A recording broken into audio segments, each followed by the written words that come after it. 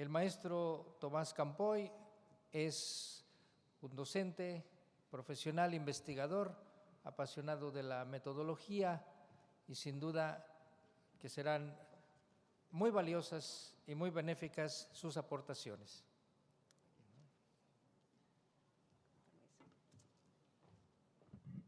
Buena tarde tengan todos y cada uno de ustedes.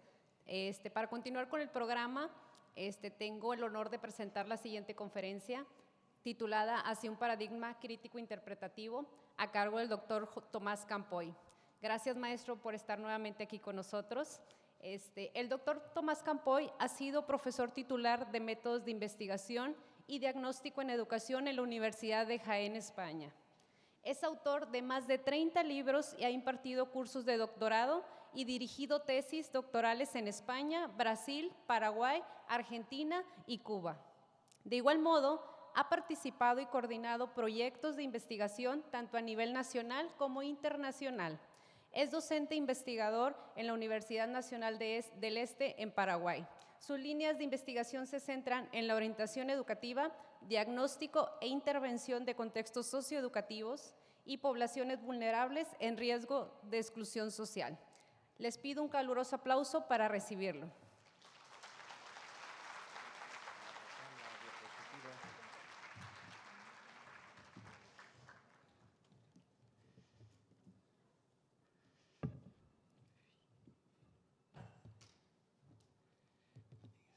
¿Cuál es el que pasa? El de la derecha.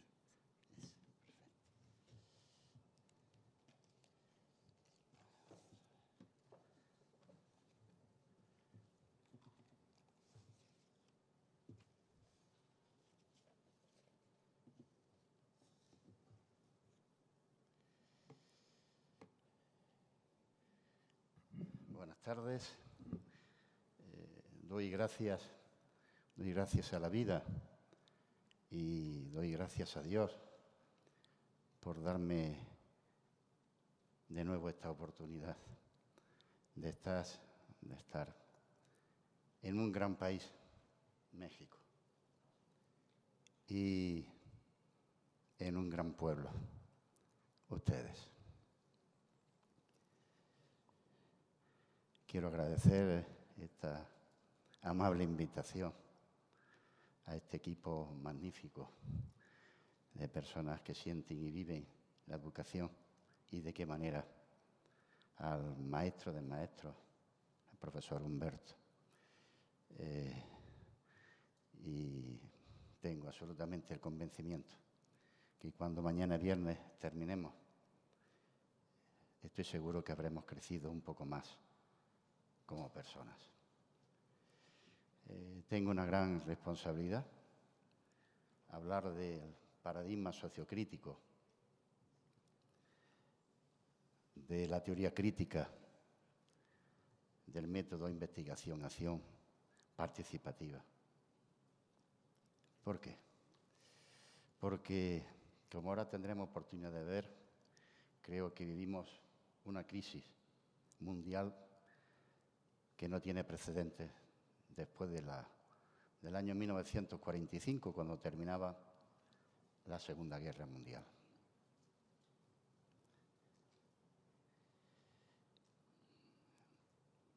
Creo que esta, permita la expresión, herramienta de trabajo, la investigación-acción participativa, puede dar respuestas a tantos problemas que en el ámbito educativo y en el ámbito social estamos viviendo en este momento. Hace unos años, como sabemos, hubo, no sé si la tercera, cuarta o quinta explosión nuclear. Una crisis económica que nos pilló casi durmiendo. ¿Y de qué manera nos ha afectado a todos?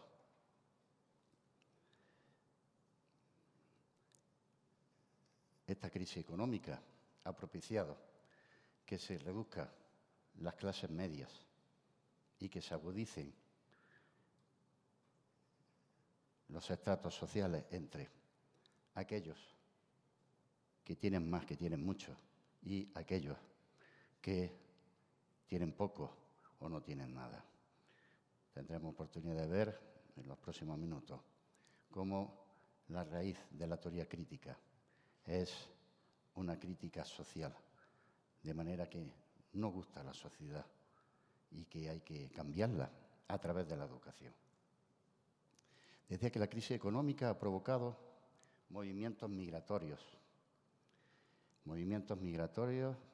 en Europa en concreto, de ciudadanos procedentes de países que viven una terrible guerra y unas condiciones económicas, sociales, verdaderamente preocupantes.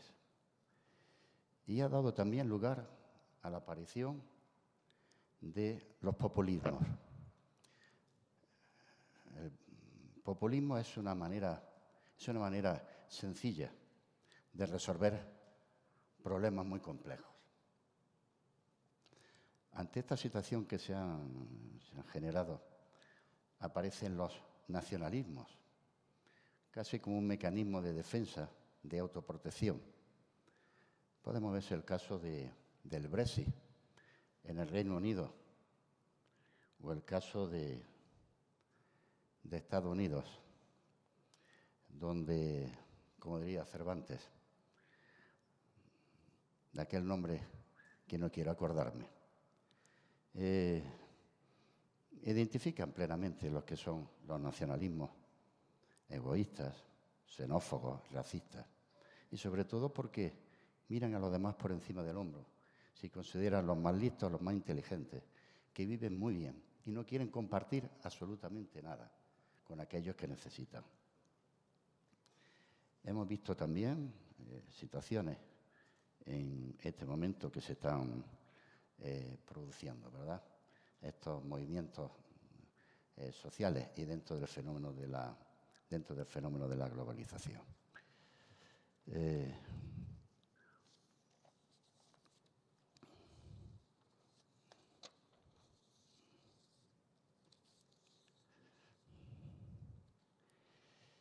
Este es el momento que estamos viviendo, que se está planteando, ¿verdad? Una crisis también educativa. Hemos visto recientemente, hace pocas fechas, en la Universidad de Deusto, en España, un encuentro de educadores a nivel mundial y las conclusiones a las que llegan nos hacen preocuparnos y mucho. Nos dice que los sistemas educativos están obsoletos. Nos dicen que las metodologías ya no sirven, que los contenidos en las aulas están alejados de las necesidades reales. Nos dicen que la forma de evaluación ya no funciona.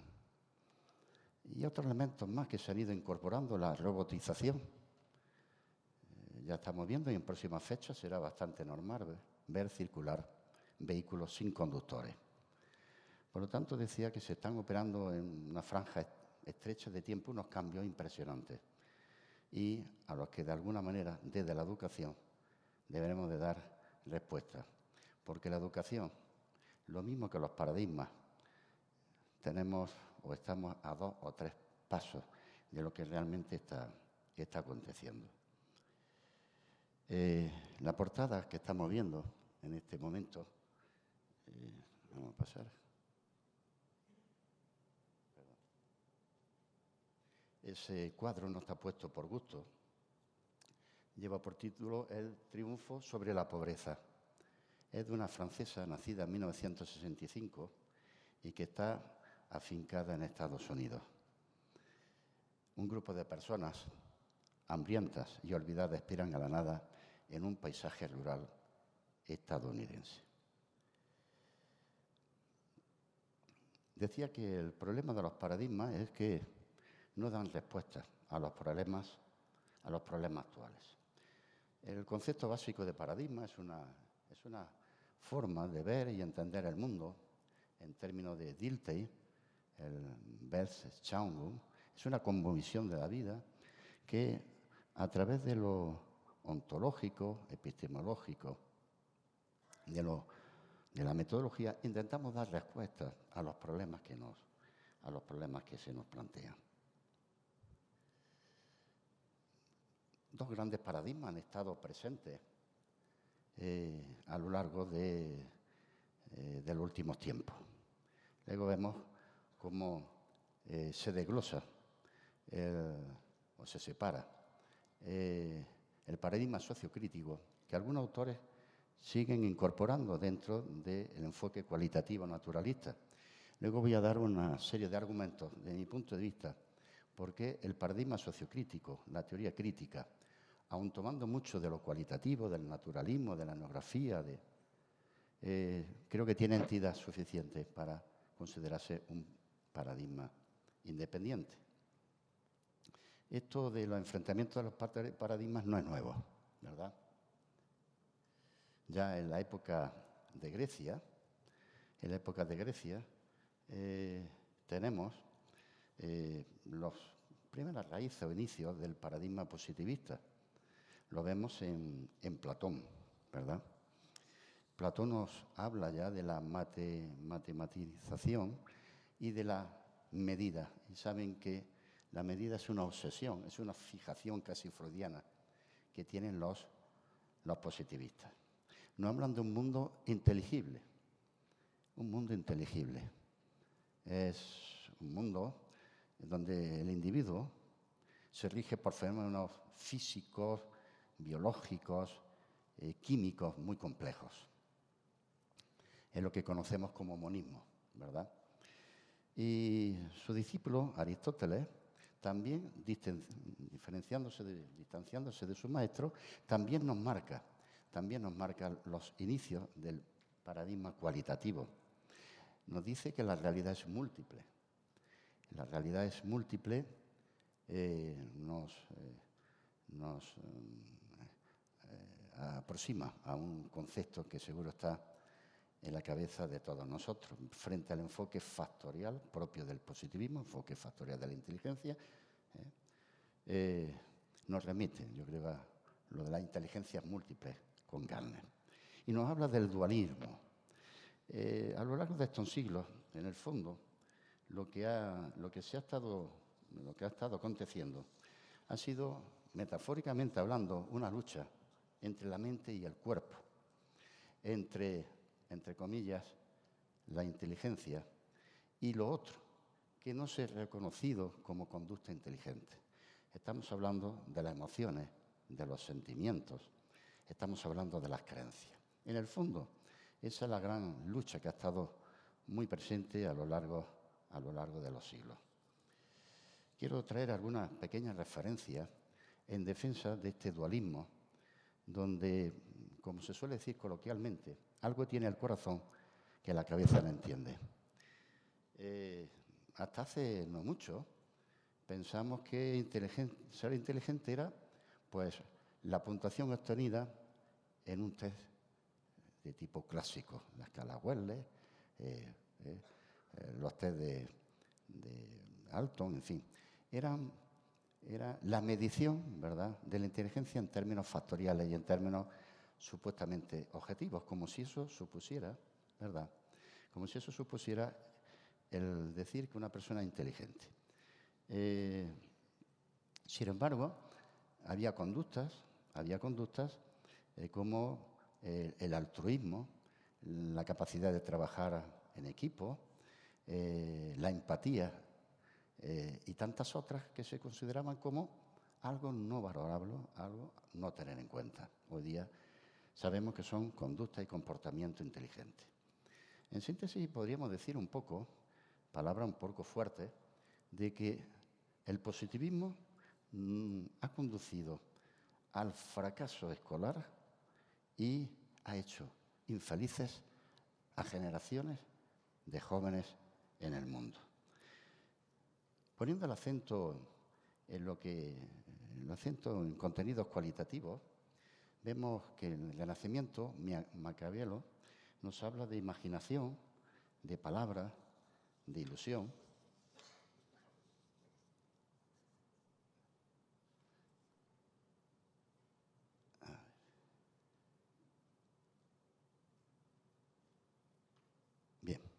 He querido traer algunas citas que yo creo que son suficientemente representativas. Este es Erwin Schrödinger, que fue profesor de la Universidad de Viena. No hace mucho tiempo, pocos días prácticamente, he tenido la oportunidad y la suerte de conocer la Universidad de Viena, por donde pasaron grandísimos profesores. Bueno, este señor, que fue el creador de la mecánica cuántica y premio Nobel, llegó a decir ya en el año, al principio de la década de los 60, que el conductismo, que el positivismo nos había llevado a un callejón sin salida. Por ejemplo, Marie Curie, los esposos Curie, el marido murió infelizmente de un accidente de tráfico. Ella es polaca.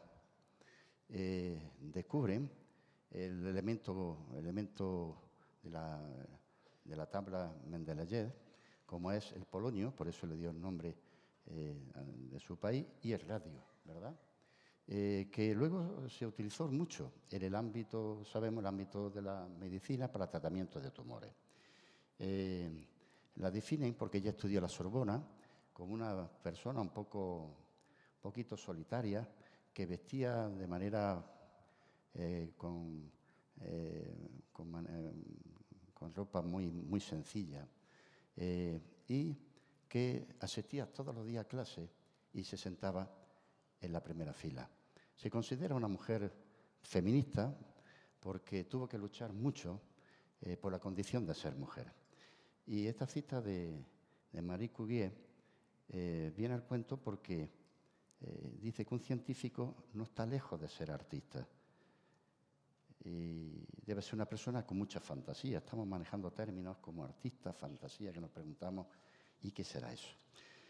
Traigo una cita más recientemente de Fernando Savater, el gran filósofo español, que nos habla que la imaginación es imprescindible para el artista. Más recientemente, hace pocos días, aparece en el diario de mi ciudad, pues algo que nos llama, yo creo que positivamente la atención, ¿verdad? Y es que se están impartiendo cursos dirigidos a docentes y también a familias para que sean ciudadanos más críticos. Estamos viendo algunas citas, ¿verdad?, que se alejan del enfoque positivista de gente de relieve, de presencia en sus distintos ámbitos de conocimiento, lo cual de alguna manera nos está dirigiendo que también lo sensible, lo sensorial, realmente es importante. El positivismo se alimenta, sabemos, durante el periodo del Renacimiento, en la época de la Ilustración, y considero fundamental dar un salto y no al siglo XIX. El siglo XIX lo considero importantísimo, entre otras cosas, porque se van a dar una serie de condiciones que van a favorecer el nacimiento del paradigma cualitativo.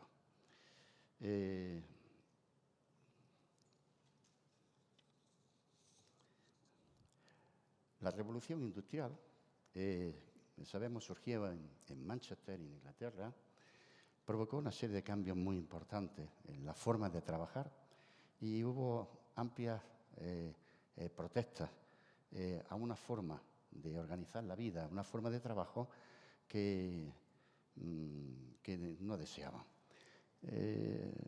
La revolución industrial en Estados Unidos llega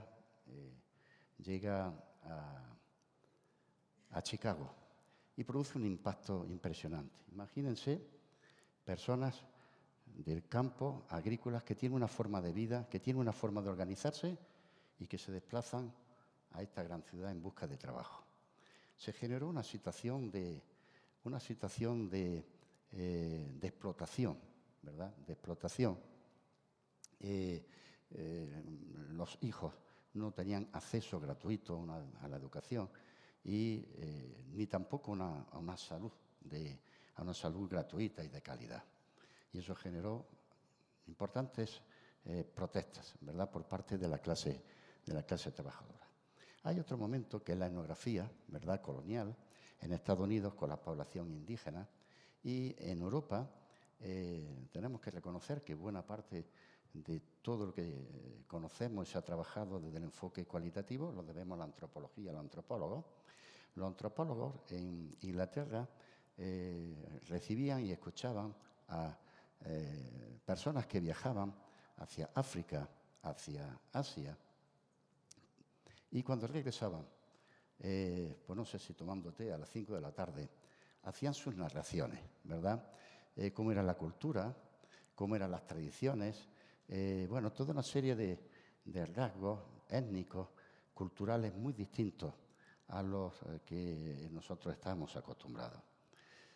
Otro de los momentos muy importantes del siglo XIX es el romanticismo. El romanticismo creo que incorpora dos conceptos que son absolutamente muy importantes. El romanticismo exalta al individuo como ser único, irrepetible, singular. Por lo tanto, si es así, hay que conocer al individuo. Hay que conocer al individuo, su forma de ser, su forma de pensar. Y otro elemento también importante, en el ámbito del arte, la pintura naturalista. Esos paisajes que recogen pues, la luz, el color, los personajes, ¿verdad? ¿Y qué se esconde detrás de todo esto? Pues lo que se esconde detrás de esto es que para analizar un cuadro de tipo naturalista, el procedimiento es, primero, una visión, ¿verdad?, global, a ver qué nos transmite, a ver una segunda fase por la que se pasa, que sería entrar en los detalles, ¿verdad? Y una tercera fase que actuaría como la teoría de la Gestalt, de forma que le damos ya una interpretación. Observación, análisis, interpretación. Eso nos remite a cómo se interpretan los sueños en Freud o cómo se interpreta las proyecciones gráficas en las personas, que en el fondo este esquema son las fases por las que sigue el método de investigación-acción participativa, como tendremos oportunidad de ver, ¿verdad? Una visión global, análisis y la interpretación. También es el momento en que aparecen los nacionalismos en Europa, el fascismo, el estalinismo y en Italia. ¿Y qué nos aporta esto de los nacionalismos? ¿Por qué consideramos que es importante? Bueno, los nacionalismos se caracterizan básicamente por utilizan la violencia, el terror, resaltan la figura del líder, Italia, Mussolini, Stalin, Rusia, y Hitler en Alemania, y no existen partidos políticos. ¿Y por qué esto ejerce una importancia significativa en esta época? Porque, como veremos, el paradigma sociocrítico nace en la escuela de Frankfurt, y muchos de los intelectuales que formaron la escuela de Frankfurt eran alemanes y eran judíos, y tuvieron que sufrir la persecución. Bueno, dando un poquito previo a la aparición de la escuela de Frankfurt, lo que luego sería, lo entendemos como paradigma sociocrítico o la teoría crítica, hay también un después que convendría también tener en cuenta, ¿verdad? El tema de los judíos, en un principio sabemos que se prohibía en Alemania el matrimonio entre alemanes y judíos, pero más adelante esto fue más allá y acabó en la persecución.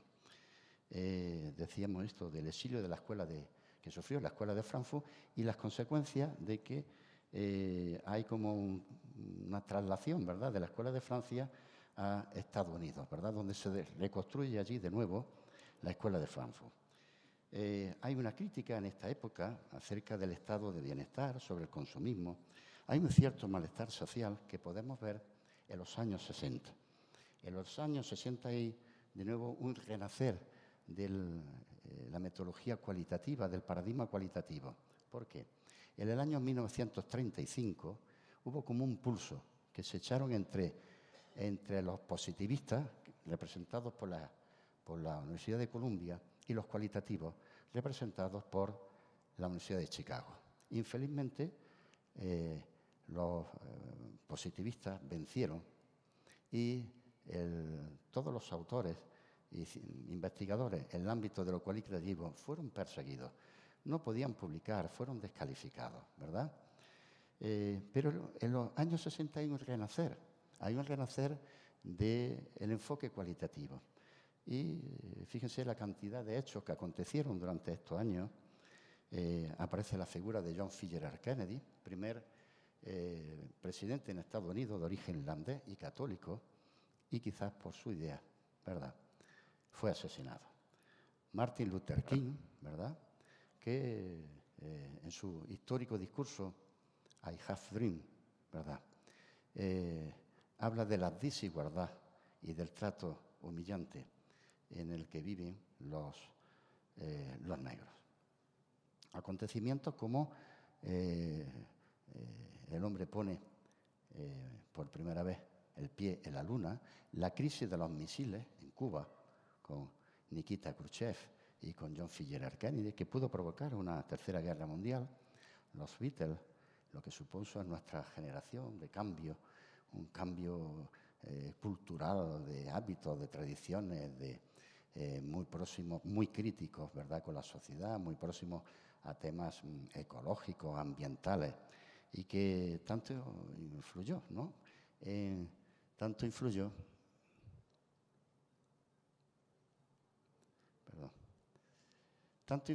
en los jóvenes de la época. Esta figura tan simpática, ¿verdad?, argentina, y que representaba, Mafalda, representaba a la clase media argentina. Era la niña contestona, crítica, bueno, probablemente ese tipo de alumno que a veces nos gusta tener en las aulas. Y el Mayo francés, el 68 del Mayo francés, que es otra manera de salir a la calle, en la Sorbona, los estudiantes franceses, que luego se extendió por Europa, ¿verdad?, y que, bueno, provocó una verdadera revolución en las calles. Luego, infelizmente, muchos de estos, entre comillas, estudiantes jóvenes universitarios, pues acabaron siendo burgueses en la sociedad francesa. Bien, todo esto es para ver un poco el contexto, ¿verdad?, el contexto en el que en el siglo XX el enfoque cualitativo va viviendo altibajos, ¿verdad?, sobre todo la crisis en los años 30 y luego resurgir en los años 60. Hoy día, pues, podemos admitir en el ámbito científico que hacer investigación cualitativa es otra forma de hacer ciencia y de hacer investigación.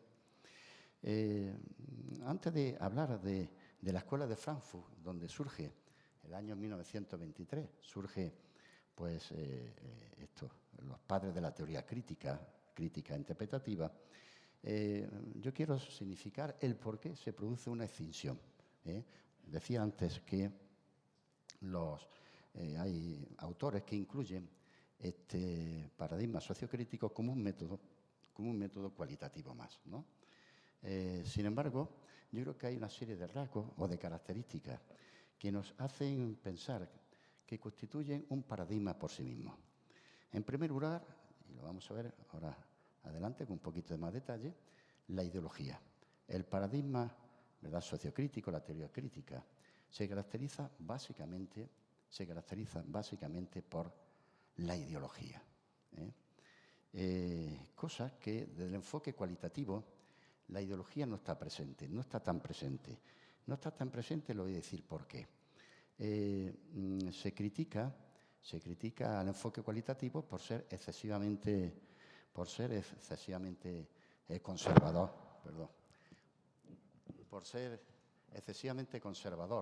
porque dicen que a través de la interpretación no se producen los cambios en las clases más desfavorecidas. Por lo tanto, sigue predominando la burguesía, como la criticarán, en detrimento de lo que son las clases más populares.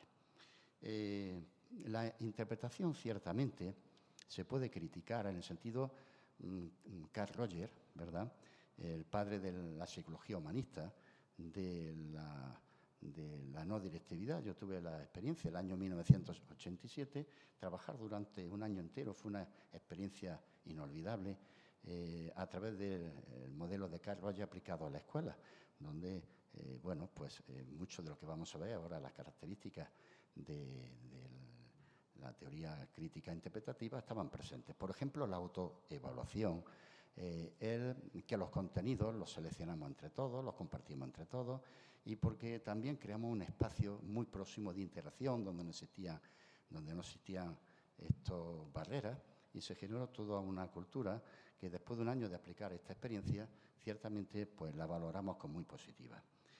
También tenemos que hablar del feminismo, ¿verdad? El feminismo que de alguna manera no se ha considerado como una corriente de investigación, y lo es, porque desde el siglo XIX, bien desde posiciones más conservadoras a posiciones más de izquierda, está ahí con una problemática, con investigaciones, y que yo creo que en este momento, pienso que así lo podemos considerar, que se necesita el empoderamiento y el reconocimiento en todas las sociedades del papel que justamente a la mujer le corresponde. Por lo tanto, desde la teoría sociocrítica, el feminismo es considerado como una corriente muy a tener en cuenta. Y también quería significar la importancia, ¿verdad?, la importancia que la teoría crítica le da a la voz. La importancia que la teoría crítica le da a la voz. El poder comunicarse, el poder compartir, el poder formar grupos, el poder abordar conjuntamente problemas en la escuela, en la comunidad. También otro elemento importante. Y por último, yo creo que hoy día, como decía al principio, los problemas actuales que estamos viviendo requieren una forma, una estrategia de poder abordarlos. Pienso que desde posiciones, como ya indicaba, desde posiciones de métodos de investigación, acción e interpretación, pueden ser muy adecuados para dar respuesta. Por lo tanto, considero que tiene entidad suficiente la teoría crítica, ¿verdad?, interpretativa, para considerarse como un paradigma independiente, aún sabiendo que participa mucho del enfoque cualitativo. Bueno, nos centramos en la escuela de Frankfurt,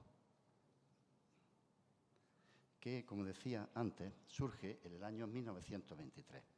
La escuela de Frankfurt tiene como características fundamentales es que reflexiona y critica en la sociedad burguesa, capitalista, desde el marxismo.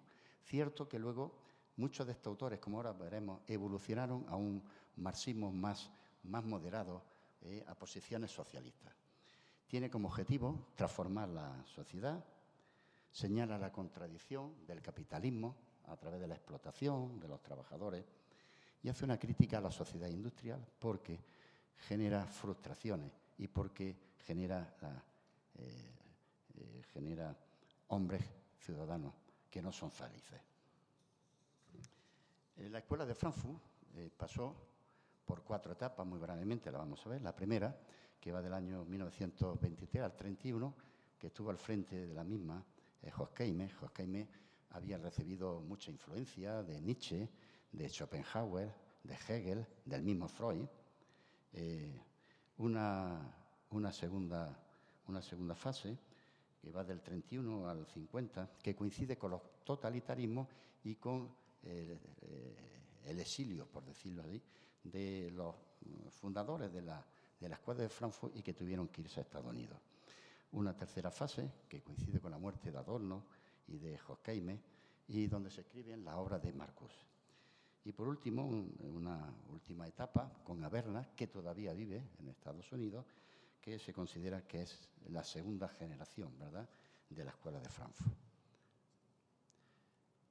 Bien, ¿quiénes fueron los inspiradores de la escuela de Frankfurt como punto de partida de lo que sería la teoría crítica interpretativa? Sus referentes son Max Weber.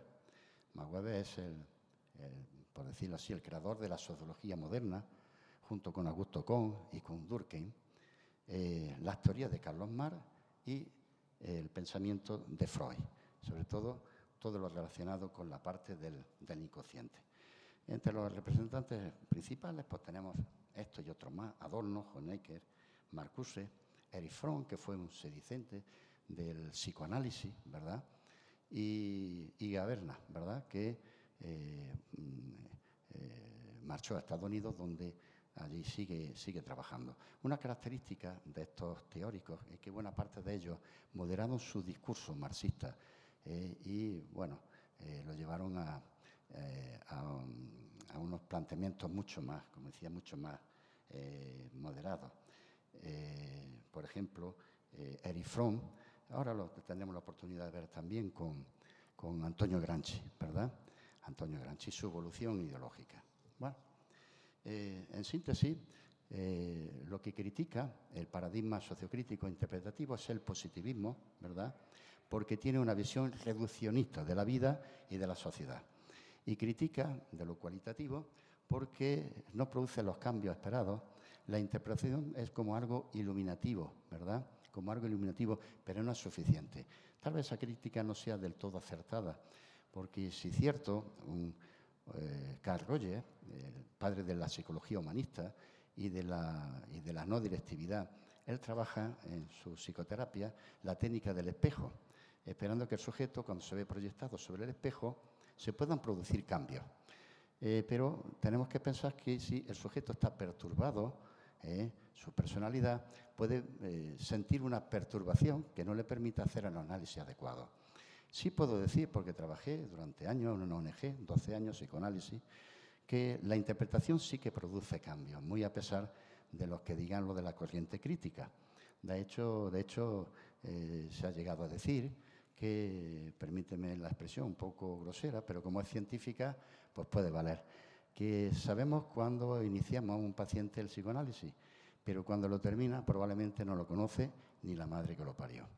Es decir, que se han producido cambios muy importantes en su vida. Lo que sucede es que esos cambios no van en la dirección ideológica que tiene la teoría crítica interpretativa. Ten en cuenta que la interpretación es básico, lo cualitativo. El psicoanálisis, digamos, la técnica fundamental es la interpretación. El paradigma sociocrítico es la última fase de un proceso que parte del análisis, de la toma de conciencia de un problema y de la participación y la aportación de todos para dar respuesta a ese problema. ¿Qué es el paradigma sociocrítico? Pues una visión crítica y de transformación humana individual para llegar a lo colectivo, hacia una sociedad más justa desde la educación. El concepto entonces que se tiene educación es que se ha dicho muchas veces que la educación y la familia sirven para la escuela, sirven para reproducir los intereses de la clase dominante, provocando desigualdades. La educación es entendida del paradigma sociocrítico como emancipación, liberación y transformación. En este sentido he querido traer una cita de Antonio Gramsci. Antonio Gramsci era hijo de un abogado, pero a pesar de eso vivió una infancia, una juventud con muchas carencias económicas. De hecho, sus estudios sufrieron ciertos periodos, ¿verdad?, de abandonarlos por falta de recursos económicos. Antonio Gramsci es el fundador del Partido Comunista en Italia, es el que crea el marxismo del siglo XX y lo que luego se conoció como eurocomunismo. Gramsci considera que la educación es fundamental para la transformación social y entiende del poder de la palabra. Por eso hemos ido antes recogiendo algunas reflexiones de una serie de científicos a lo largo de la historia que realmente lo importante es el valor de la palabra. Gramsci piensa que el lenguaje, ¿verdad?, el poder del lenguaje puede estar al servicio de reproducir los intereses de la clase burguesa y de la clase dominante. Por eso Gramsci dirá que la educación y la cultura tiene que llegar a todos, cosa que después también dirá Paulo Freire.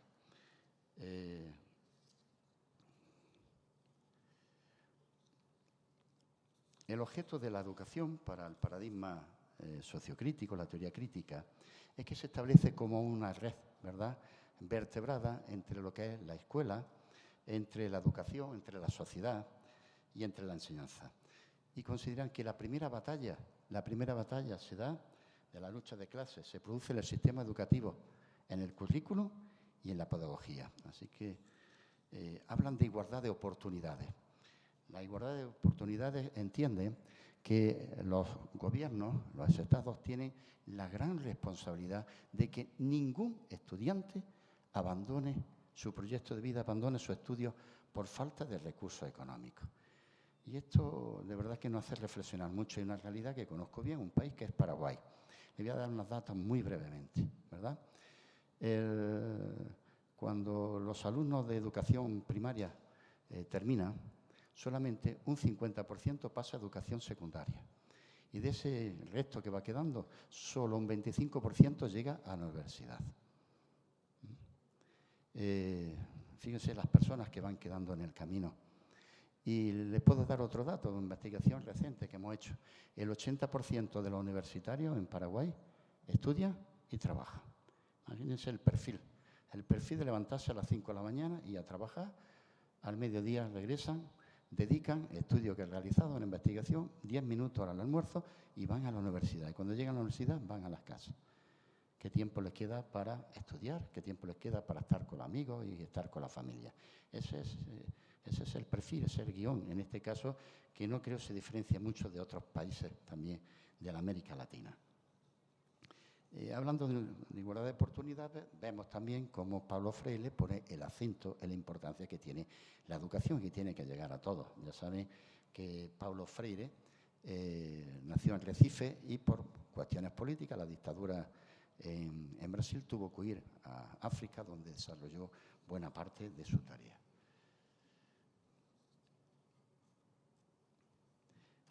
Quiero traer también un poquito a colación la figura de Makarenko, el gran pedagogo ruso, donde nos dice, recordando un poco como Abraham Maslow, ¿no? Cuando tenemos las necesidades vitales cubiertas, en el caso de Abraham Maslow en su pirámide, como es la salud, la alimentación, la educación, pues tenemos ciudadanos perfectamente integrados en la sociedad. Y Makarenko viene a decir lo mismo. Si se dan las condiciones favorables, diríamos salvo excepciones, son ciudadanos que están incorporados de pleno derecho en la sociedad. De ahí la importancia que tiene la educación. Decíamos antes que la ideología está muy presente, ¿verdad?, en la teoría crítica e interpretativa. Básicamente dicen que lo neutral no existe. No existe el investigador neutral, no existe la educación neutral, no existe el maestro neutral. ¿Por qué? Porque a través de los contenidos, a través de las actividades, a través de las metodologías, nosotros estamos transmitiendo una filosofía, una ideología. Y por eso cuestionan el papel de la familia, ¿verdad?, que han sido ampliamente criticados, y de la escuela tradicional como generadora de situaciones, ¿verdad?, que fortalecen de alguna manera a la clase dominante, la burguesía. También en este sentido, Paulo Freire pues, dice que hay que comprometerse, ¿verdad?, que la educación no es algo neutral. El papel del maestro en la teoría crítica interpretativa básicamente es aquella persona que toma conciencia de su realidad propia y del contexto donde está trabajando en la escuela. Por lo tanto, tiene que ser un gran conocedor de lo que sucede en la escuela, de los problemas, de las dificultades, cómo se resuelven, una gran interacción con la familia, una gran interacción con los compañeros, una gran interacción con el profesorado. Díganme ustedes si esto es posible en el modelo anterior, donde en Paraguay se llama el profesor, el maestro Tassi, porque como el ingreso, el salario están reducidos, tienen que estar en 3 franjas horarias, en 3 escuelas distintas o en distintas universidades, como se suele decir, para llegar a final de mes. Por lo tanto, no existe imbricación, no existe incardinación de ningún tipo con ese contexto. Están completamente fuera del contexto. Por lo tanto, no puede haber conciencia de lo que están haciendo y producir cambios, ¿verdad? Decía que esto es lo importante de este enfoque de la teoría crítica interpretativa, que hay que estar directamente imbricado. Por eso yo tengo experiencia de haber sido, bueno, sigo siendo maestro, pero 20 años en la escuela pública y en un pueblo donde todos nos conocíamos y sabíamos de nuestros problemas, de nuestras necesidades, cómo se producía el aprendizaje, los conflictos que surgían, y entre todos buscamos una respuesta a los problemas planteados. Por lo tanto, el maestro crítico, fíjense que el papel del maestro, estos rasgos características que he querido resaltar en color azul, porque digamos, es ese perfil que se construye de este maestro: crítico, transformador, planeador, activo, facilitador, establece vínculos horizontales. Esto lo vemos muy bien en Carl Rogers, el espacio que se genera de proximidad. El alumno no está distante y el maestro tampoco está distante, porque si están distantes, ¿qué espacio comparte? Hay una proximidad enorme, sin abandonar el error. El alumno es alumno y el profesor o el maestro no confunde el error, es el maestro. Pero se crea un espacio de proximidad, de entendimiento, de comunicación, que nos facilita mucho, en ese caso, los aprendizajes. Y más características. Hemos ido dejando eso. Hay una sincronía entre las diapositivas y... Bueno, y otros conceptos que tenemos aquí, ya por cuestiones de tiempo vamos a ir un poco reduciendo, ¿verdad? El cambio de este enfoque, pues ya lo sabemos, se basa en la acción, reflexión y de nuevo la acción. Tiene un carácter colectivo y genera una interacción entre todos los participantes. El papel del alumno nada tiene que ver con el enfoque positivista conductista. El alumno es protagonista de sus procesos de aprendizaje, ¿verdad? Y el tema de la formación se basa en la sencillez, en la claridad y en el amor, cosa que también vemos en Paulo Freire, la pedagogía del amor. En la comunicación, el currículo es interesante porque el currículo no solamente incorpora los contenidos científicos, sino también incorpora otro tipo de contenidos muy importantes conocidos como valores emancipatorios. Por ejemplo, el tema de la mujer y su papel en la sociedad. Todo desde un carácter multidisciplinar y globalizador. La educación nada tiene con el modelo tradicional, ¿verdad?, que es el modelo positivista, que solamente tiene en cuenta los resultados, el producto, no tiene en cuenta los procesos ni las cosas que acontecen a lo largo del proceso, y que realmente sabemos del modelo positivista no aporta nada de cómo el alumno aprende. Por lo tanto, este modelo de evaluación yo lo apliqué, no solamente en esa experiencia que le decía el año 87, sino en el año 1991 en la Universidad de Granada presenté un trabajo,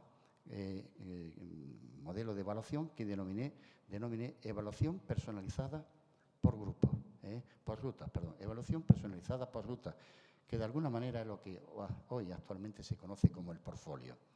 Por lo tanto, la evaluación de este enfoque de teoría crítica, ¿verdad?, interpretativa, no es competitiva y se basa, entre otras cosas, en la autoevaluación y en otros criterios cualitativos muy importantes de evaluación que nos proporcionan verdaderamente información de cómo aprende el alumno. Las técnicas de recogida de información son evidentemente pues, cualitativas: la comunicación, el diálogo, trabajo de discusión, la triangulación, el grupo focal, y también la conocida, por ejemplo, como el método DAFO, ¿verdad?, y otros muchos más. Bueno, ¿por qué fases pasa el ciclo este de investigación-acción? Podemos decir que hay como tres modelos, ¿verdad? Un modelo, el modelo de ciclo de Carl Lewin, el modelo de diagrama de flujo de Elliott, y este modelo, brevemente, que lo vamos a ver, que es el de Chemis, ¿verdad?, que es muy aplicado en el ámbito educativo. Pasa por una serie de fases, la planificación. En esta primera fase, ¿verdad?, para abordar un problema, del tipo que sea, consiste en definir muy bien cuál es el problema y conocer la viabilidad del problema. Vaya que se produzca una frustración porque el problema se convierte a lo largo del desarrollo del trabajo de los grupos en algo inviable. En la segunda fase es la acción, y es muy importante en esta fase determinar quién van a ser los participantes. Como estamos en el contexto, en este caso, educativo, podríamos hablar de comunidades, de asociaciones de vecinos, por ejemplo. En el contexto educativo es muy importante definir a los participantes. Se sugiere que sean numerosos, porque así enriquecen la participación, y que sean de perfil un tanto distinto, porque así de distintas perspectivas pueden hacer aportaciones que enriquecen. Estamos hablando, por ejemplo, que en un problema, la violencia escolar, por ejemplo, puede ser abordada por los alumnos, por los padres, ¿verdad?, por la familia, y puede ser abordada, ¿verdad?, puede ser abordada por el profesorado. la observación a través de las técnicas muy parecidas a las que acabamos de decir y, por último, la reflexión, que es la fase final, que es la interpretación, dar respuesta al problema que se ha estado investigando y llevar a cabo las intervenciones. Y esto es muy importante, hacer un seguimiento, es muy importante, es hacer un seguimiento de cómo esas propuestas a las que se han llegado, esas conclusiones y traducidas a propuestas, se van cumpliendo. Es una especie de retroalimentación que garantiza de alguna manera que esos objetivos que se han propuesto, que se están implementando, se consigan, por si hay que introducir algún elemento correctivo. Bueno, me están diciendo ya la cuestión del tiempo. Bueno, algunas de las aportaciones de investigación participativa es, bueno, que vemos que va dirigido sobre todo a grupos que están en situación de pobreza y de exclusión. Podríamos decir que es muy aplicable el contexto latinoamericano, pero también ahora en Europa con lo que está sucediendo. Yo creo que también hay situaciones en las que este tipo de investigación, ¿verdad?, se puede aplicar. Es muy importante la concienciación. Si no hay conciencia de que existe un problema, difícilmente podemos tratar de modificarlo. Si el alumno no tiene conciencia que tiene problemas de aprendizaje, si un enfermo no tiene conciencia que tiene una enfermedad, por mucho que intentemos intervenir, los cambios van a ser muy limitados. La socialización, la participación, como podemos ver, son términos todos muy propios de términos muy democráticos, ¿verdad? La solidaridad, la colaboración, en fin, y tanto otros. Bueno, en cuanto a qué ámbitos se puede aplicar la investigación-acción participativa, a muchos ámbitos. El ámbito de la salud. Sabemos que la investigación-acción participativa surge en Brasil y en Colombia.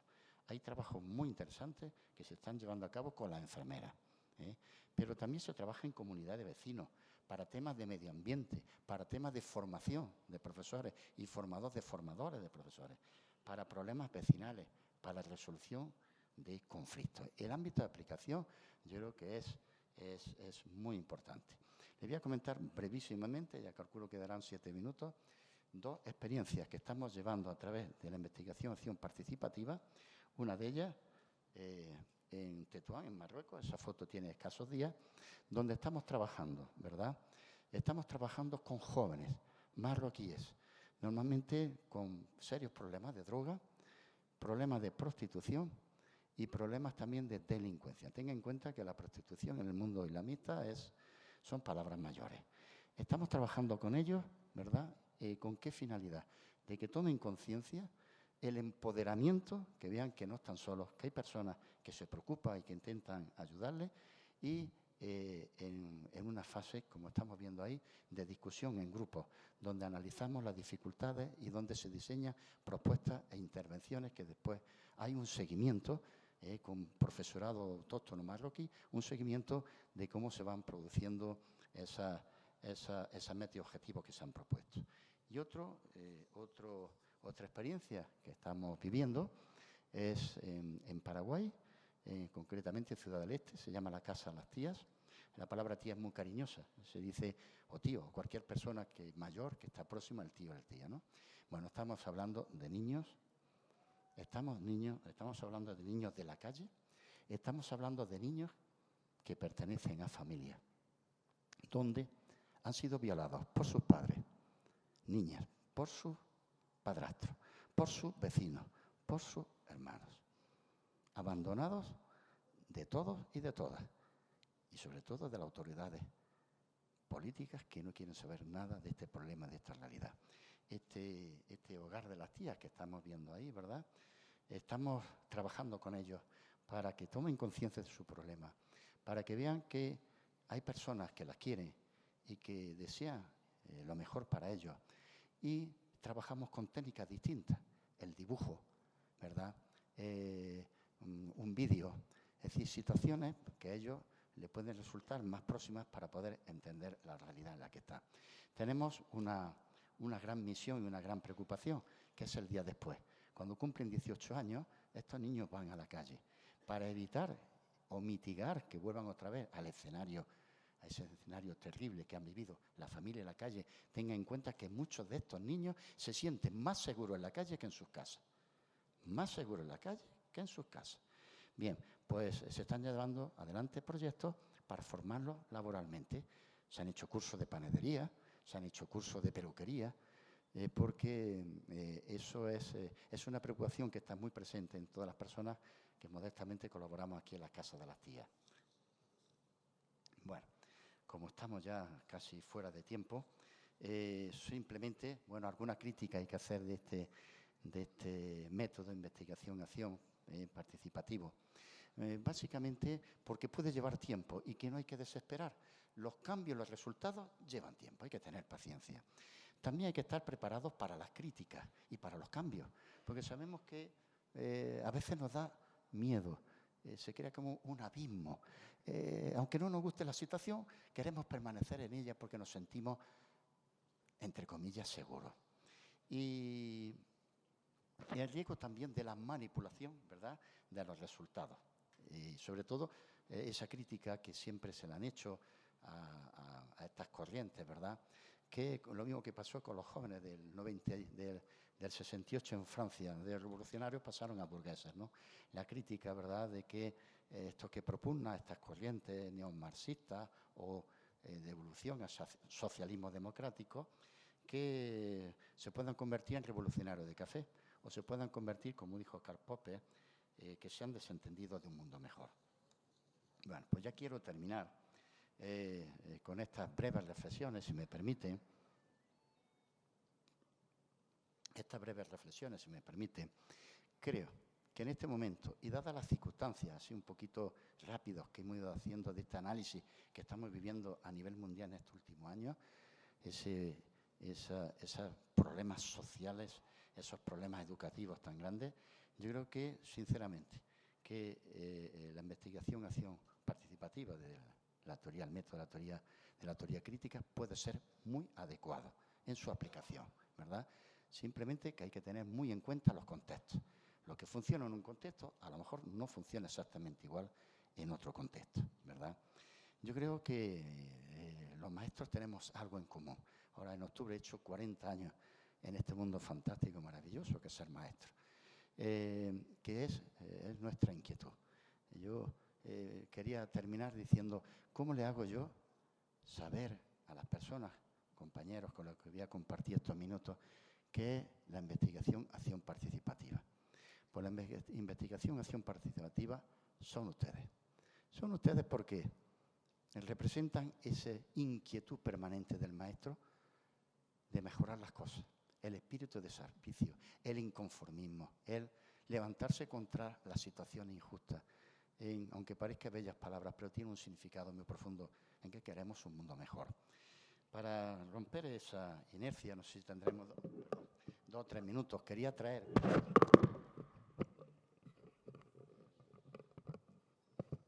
Bien, decía que quería traer una cita de hace pocas semanas, final de abril. El doctor José Antonio Torres daba una lección magistral con motivo de San Isidoro, que es el patrón de la Facultad de Humanidades y Ciencias de la Educación, y he querido resaltar algo que escribe. Y dice, el problema es que durante muchas décadas nuestra sociedad se ha preocupado por conocer cuáles son las pautas más habituales y comunes en todos los aspectos de nuestra vida. En nuestra cultura, con frecuencia, lo que más se valora de las personas no es lo que son, sino su grado de aproximación a los patrones considerados ideales. La cultura de la norma crea así unas expectativas iguales para todos, que son el referente para valorar las formas de ser y los progresos de las personas. Se fomenta así una cultura de la homogeneidad en la que vivimos inmersos, donde las personas diferentes aparecen como algo problemático. Por lo tanto, yo le digo, somos maestros y tenemos coraje y voluntad suficiente para superar esa barrera. No tengamos miedo, no tengamos miedo. Le voy a decir algo, la vida no es para indiferentes, ni la vida es para inconformistas, ni la vida es para personas que no quieren asumir riesgos. En este sentido, le voy a decir algo, nos vamos a empoderar en un minuto. Cervantes, cuanto más persecución sufrió, que estuvo en la cárcel, más frustraciones, más contrariedad en su vida, fue cuando escribió los mejores libros. Y les traigo una cita, si es posible, aquí la tenemos. Les traigo una cita de alguien que ustedes seguro conocen bien. La definición del hombre como un ser que trabaja debe cambiarse por la del hombre como un ser que desea, como un ser en constante dinamismo de superar dificultades y de resolver los problemas del hombre. Y para terminar, una cita. Es una persona admirable, sobre todo como persona. Y en segundo lugar, un deportista ejemplar. Lo daban ya por muerto. 2 años con un problema en el codo y que no podía hacer eso que tanto nos gusta a nosotros. Ha superado todo, absolutamente todo, con un coraje, con una voluntad impresionante. Está número 2, es lo de menos. Probablemente en Wimbledon pueda ser número 1. Y les traigo una cita que estoy convencido que le va a gustar.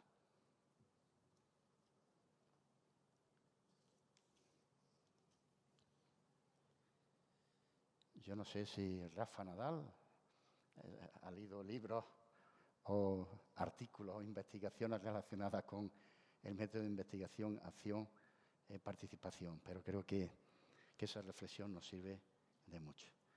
Pues muchísimas gracias y de corazón me he sentido muy a gusto y muy feliz de estar con todos ustedes. Muchas gracias.